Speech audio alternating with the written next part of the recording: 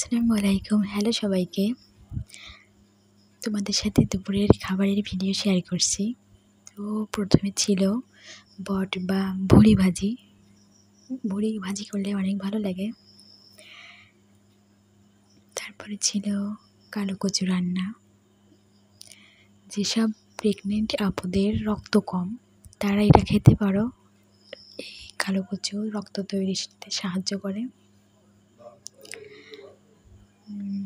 তারপরে ছিল একটা কলা তরকারি, যেটা লেবু দিয়ে খেয়েছিলাম।